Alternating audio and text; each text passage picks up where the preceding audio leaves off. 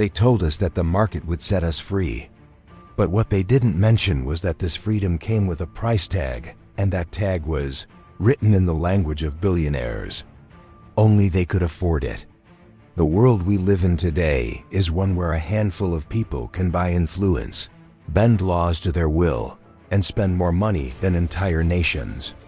This was no accident. This system wasn't built in Silicon Valley, nor in the skyscrapers of Wall Street. Its foundations were laid in the offices of two leaders who promised to save the world from economic chaos: Margaret Thatcher and Ronald Reagan. To understand how the billionaire world order was created, we need to go back to the late 1970s, a time of deep economic panic. Britain was known as the sick man of Europe. Inflation had soared to 25%. Trade unions had the power to shut down entire industries overnight. In the United States, oil prices quadrupled, and interest rates shot past 20%. A new word haunted policymakers: a mix of stagnant growth and rising prices. The old post-war consensus, where governments managed prices freely and kept unemployment low, had collapsed. A new economic era was about to begin. The public wanted order, markets wanted liberation. That's when two leaders, thousands of miles apart, found the same answer in the same book: free market. Fundamentalism. They read Milton Friedman, the Chicago school economist, who believed government intervention was the virus and markets were the cure. His logic was simple: if you just let prices float in competition run wild, the market would fix itself. The invisible hand would guide resources to their most efficient use. Sounds elegant, clean, scientific, except it was also a fantasy. When Thatcher took power in 1979, she didn't just trim spending. She detonated the British economy to prove a point. Her first budget slashed public investment and raised interest rates, triggering a brutal recession. Unemployment doubled. Entire manufacturing towns went dark. But to her, that wasn't failure, that was purification. She called inflation the destroyer of nations and believed pain was the price of discipline. Meanwhile, in Washington, Reagan was selling the same medicine with a Hollywood smile. In 1981, he signed the Economic Recovery Tax Act, dropping the top income tax rate from 70% to 50%. By 1986, it was down to 28%. He said it would trickle down. It didn't. It flooded upward. The richest 1% saw their share of national income nearly double in less than a decade. Corporate tax rates fell, unions weakened, and for the first time since the Great Depression, the middle class began shrinking quietly, statistically, and permanently. Both leaders declared war on labor. When British coal miners went on strike in 1984, Thatcher crushed them, literally. She stockpiled coal, deployed thousands of police, and broke the National Union of Mine Workers after a year-long standoff. In the U.S., Reagan faced a strike by air traffic controllers and fired 11,000 workers. Overnight, the message to every worker in the Western world was clear: you can be replaced, and they were there. Governments called it modernization. Economists called it flexibility. But it was something more profound. A transfer of power. Before Thatcher and Reagan, labor could bargain with capital. After them, capital dictated terms. Wages stopped tracking productivity. Job security evaporated. And speculation, not production, became the engine of growth. They also believed the private sector could do everything better than the state. So Thatcher started selling Britain off piece by piece. British Telecom, British Gas, British Airways, all privatized. She even sold off council housing through her famous right to buy scheme. Millions of families bought their homes, a short-term, feel-good success. But decades later, those same homes became the core of a landlord economy, fueling the housing crisis that Britain still hasn't escaped. Reagan followed suit, deregulating airlines, trucking, telecoms, and finance. He championed the Garn-St. Germain Act in 1982, which allowed savings and loans to speculate freely. Within a decade, that freedom cost taxpayers more than $100 billion. When the industry imploded, they said they were liberating the market. In reality, they were deregulating. Consequences, and the financial sector took notice. London's Big Bang in 1986 wiped away decades of restrictions on banks and brokers. Overnight, the city became a global casino. Computers replacing chalkboards, foreign money flooding in, and complex financial products spinning out of thin air. On Wall Street, junk bonds and leveraged buyouts turned corporate rating into a business model. This was the new economy. Fast money, low taxes, and no accountability. By the end of the 1980s, the age of the industrial tycoon had ended, and the age of the financial billionaire had begun. But Thatcher and Reagan weren't just changing economies, they were changing minds. Thatcher famously said, "Economics are the method. The object is to change the soul." She didn't just want lower inflation. She wanted a new kind of citizen, competitive, self-reliant, suspicious of government, and obedient to the market. Reagan sold the same creed with a grin. Government is not the solution to our problem, he said in his inaugural address. Government is the problem, and Americans believed him. The irony is that both leaders used massive state power to enforce their so-called free market. They broke unions with the police, imposed monetary shock, therapy from above, and used the full weight of government to reshape society and capital's image. They didn't free markets from politics. They made markets the politics. That's the part of this story that's usually left out of textbooks. The reforms weren't random. They were engineered step by step, law by law, to shift wealth from labor to capital and then protect that capital from ever being taxed or challenged. Again, this wasn't evolution. It was a coup. Bloodless, quiet, and wildly successful. By the end of the 1980s, the revolution was complete. The working class had been pacified, finance had been unleashed, and the rich had been told correctly that the state was now their business partner. The proof was everywhere. In 1986, Thatcher's Big Bang turned the city of London into a global money machine. Wall Street followed, where traders like Michael Mellin turned corporate debt into a weapon. Junk, bonds, leverage buyouts, hostile takeovers. Companies stopped asking how to make better products and started asking how to make their share price go up faster. That's when the economy quietly flipped from one built on production to one built on extraction. It wasn't an accident. It was the system working as designed. Reagan's deregulation of the savings and loan industry, the same policy sold as freedom for small lenders, created a $120 billion taxpayer bailout by 1989. Britain's privatized industries, electricity, water, gas, promised efficiency, but delivered record profits. And rising prices.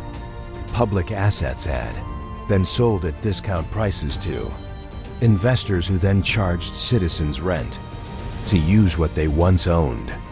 Thatcher called it popular capitalism.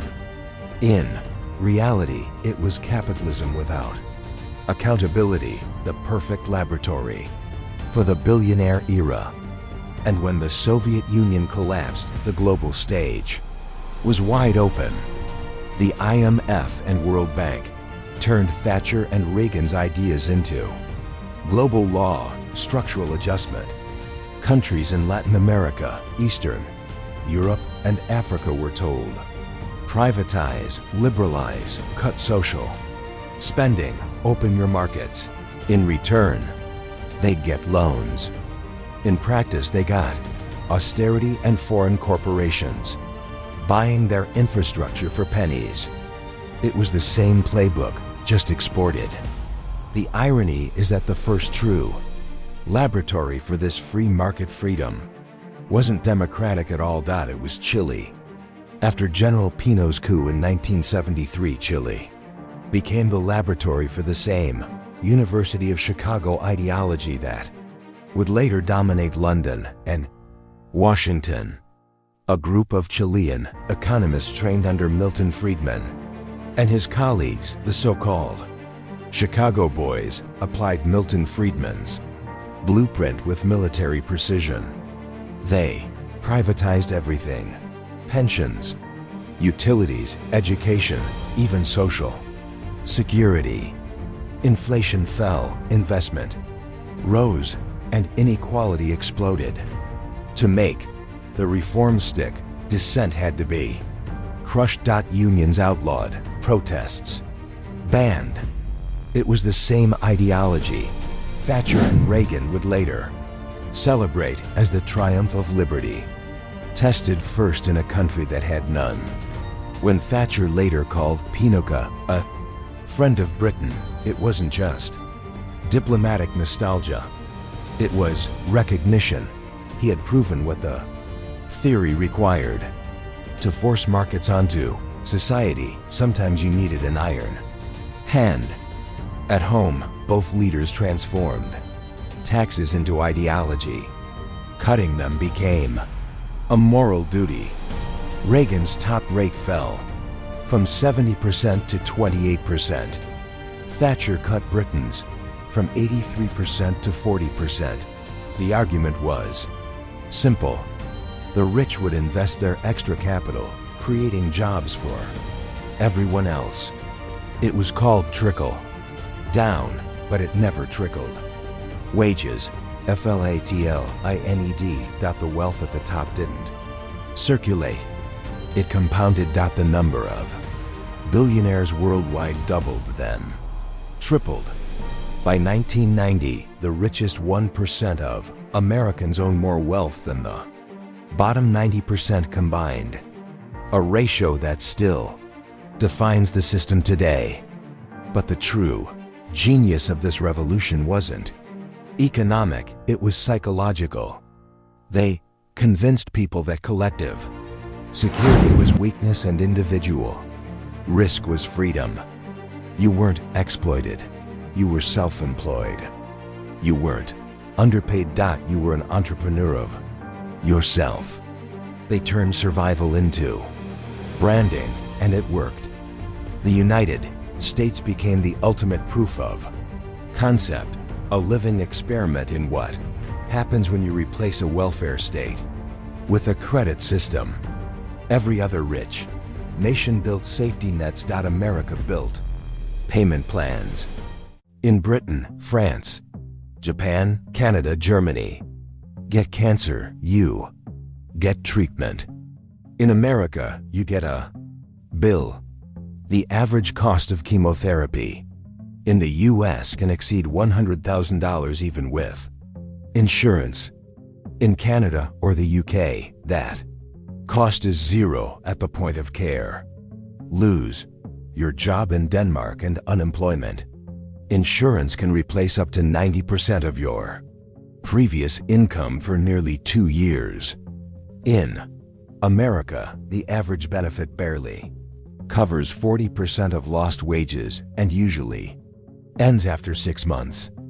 In Sweden, parents get 480 days of paid leave per child. In the US, 0, unless your boss feels generous. University in France or Germany costs less than a new laptop. In America, it costs the price of a small house. Student debt now exceeds 1.7 trillion. In Norway, retirement means a public pension you can live on. In America, it means praying your 401k doesn't collapse before you do. And here's the kicker. Americans pay roughly the same total share of income in taxes and mandatory premiums as Europeans. The difference is who gets the money. In Europe, it buys healthcare, chilled air, and security. In America, it buys profits for private insurers, lenders, and landlords. So the myth of American freedom hides a brutal truth. You're not free from the system. You're free to owe it. Medical debt replaced healthcare. Student loans replaced affordable education. Credit cards replaced living wages. And in the richest nation on earth, one broken bone or one layoff can still destroy a family's finances. Not because Americans are lazy, but because the dependency on capital was baked into the design. That's the hidden cost of the Reagan-Thatcher world. Insecurity sold as liberty. They told people to pull themselves up by their bootstraps, then outsource the boot factory to China. By the 2000s, the system had gone global. Corporations could move faster than governments, and money could move faster than law. Tax havens multiplied, the same ideology that privatized Britain's utilities now privatized entire nations. In the United States, the financial sector became a parallel state, one that could crash the global economy in 2008 and then send the bill to taxpayers. And if that sounds familiar, it should. When things go wrong under capitalism, the costs are socialized. When things go right, the profits are privatized. That formula is Thatcher and Reagan's true legacy. Look at the world they left behind. In 1980, there were fewer than 50 billionaires. Today, there are over 2,600. Their combined wealth exceeds $14 trillion, more than the GDP of every developing country combined. Some own entire platforms of human communication. Others operate private space programs. They are no longer citizens of nations. They are nations. And the politicians who once worked for voters now compete to work for them. The logic of the 1980s still runs. Everything. Cut taxes to incentivize growth. Deregulate to spur innovation. Privatize to save efficiency. It's the same script updated with new buzzwords. Innovation, disruption, efficiency. Competition, different packaging, same scam. Because the game hasn't changed. Only the scale has. Today, the richest men alive can move markets with a tweet, lobby governments into paralysis, and fund entire political movements that protect their wealth. The old powers, kings, parliaments, presidents still exist, but they operate inside an economy they don't control. When billionaires have balance sheets bigger than countries, free markets stop being markets at all. They become arenas of private power. What began as an economic theory has become a political reality, one where governments are too scared to Tax the rich and too dependent to regulate them. We used to talk about globalization as a network of nations. Now it's a network of billionaires. And here's the cruel symmetry of history. Thatcher and Reagan both claimed they were saving capitalism from itself. That, without discipline, inflation, and market reform, the system would collapse. They were half right. Capitalism did survive, but democracy didn't emerge unscathed. Today, the wealthiest individuals use the tools of the system, money, media, algorithms to steer entire societies. They don't need to overthrow governments. They just need to outspend them. And when a private corporation can negotiate directly with a head of state, when social media platforms dictate public discourse, when a billionaire's fortune exceeds a nation's annual budget, that's not capitalism anymore. That's private geopolitics. The map of power isn't drawn by borders anymore. It's drawn by balance sheets. And for the first time in modern history, elected leaders often answer not to citizens, but to capital, measured in trillions. That's the world Thatcher and Reagan built. A world where freedom became a commodity, inequality became normal, and billionaires became untouchable. They promised to make the state smaller, but what they really made smaller was your share of the future. History doesn't repeat, but it compounds. And if you don't understand how this world was built, you'll spend your life working inside it, wondering why you can never get ahead while someone else gets richer in their sleep. If this gave you a new perspective, hit subscribe. History has the answers. I'll show you where to look.